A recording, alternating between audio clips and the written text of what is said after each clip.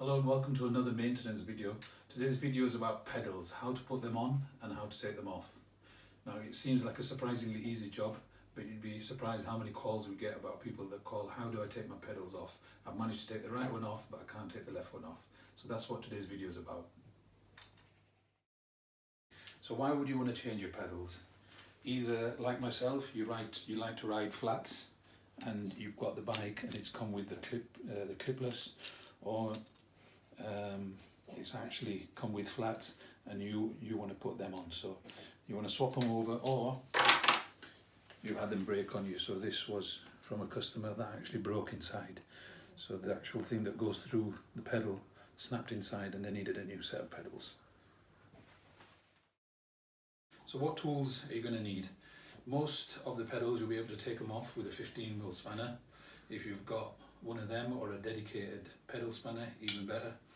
Try not to use them, the torque's involved, so that's for your cones. You'll find that in like a multi-box, you know, the multi-tool box sort of thing, so try not to use that. Some of the pedals you can actually get to them from behind, as well as wrench flats on there, and it's usually a 6 or an 8mm Allen key, and they just go into there.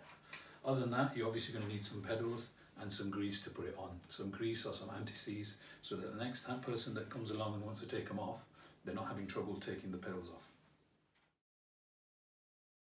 Okay, so almost ready to start. Now I said earlier we get a lot of people asking, I've managed to get the right one off, but I can't get the left one off.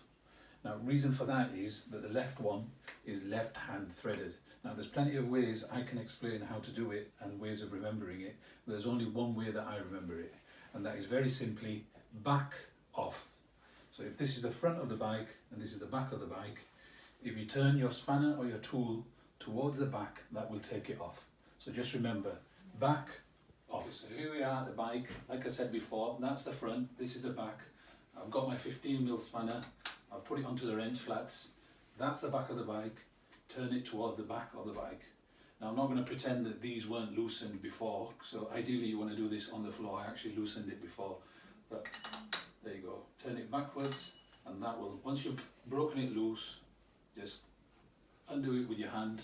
The threads can be quite delicate, so don't go all Captain Caveman with the spanner. Here we go, and that's off. We're now at the other side of the bike. You will have noticed I've turned the bike around.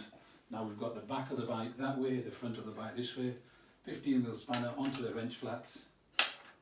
Once again, holding the opposite crank towards the back, takes it off. Okay, what you might find is that if somebody's not put anti-seize on the pedals, it's quite hard to take them off. Usually, if it's been done right, a small spanner like that or a pedal spanner will take it off easily. If not, you might need to resort to a little extension bar. So this is just a little bit of scaffold pole, a little bit of seat post. Put the wrench flats on there, and to give you additional leverage, just use this. Now obviously you'd be doing this while it was on the floor and somebody would be holding the other pedal for you. It should be nice and easy. Okay, so earlier we said you can either use 15mm spanner wrench flats, or some of the pedals actually have a number 6 or a number 8 Allen key on the back of them. So if you have a look at this one here, it actually has both wrench flats just there, so you can get a 15mm on, and this is the other one for it. If you actually have a look there, it takes a 6mm Allen key. So if this was the Allen key, typically I'd be going in from here, exactly the same. That's the back of the bike. That's the back of the bike. I'd be turning towards the back of the bike. Okay, so we've taken the pedals off successfully. Now it's time to put the new pedals on. Now it's very important at this point to make sure that you've got the right pedal on the right side. Now all the pedals are actually marked, so if we have a look at this one, we have an R for right side of the bike, and we have an L for the left hand side of the bike. We've also got markings on the face. We've got a little L there, and we've got a little R there. So we're going to be working on the left hand side first. Okay, so we're getting prepared to put the pedals back on. Now to put them on is the exact opposite of taking them off. So if to take them off was back off, then it's front on. Always put a dab of grease or anti-seize. Makes it a lot easier for it to come off when you need. And start it off just with your fingers. Don't resort to the tool straight away.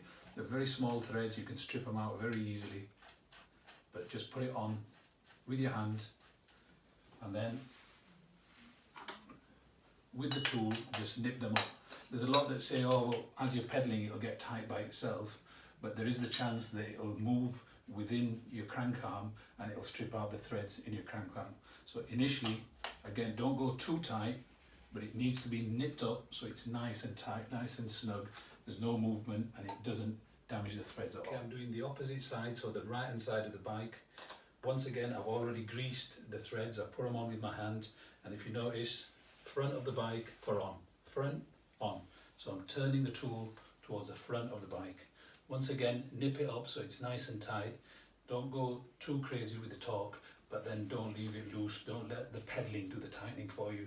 You need to make sure it's tight from now so you don't damage the threads.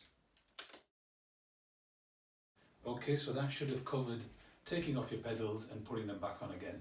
It's a simple task if done right. I hope the information has been useful.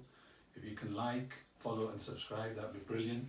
Otherwise, as ever, enjoy your cycling and be safe.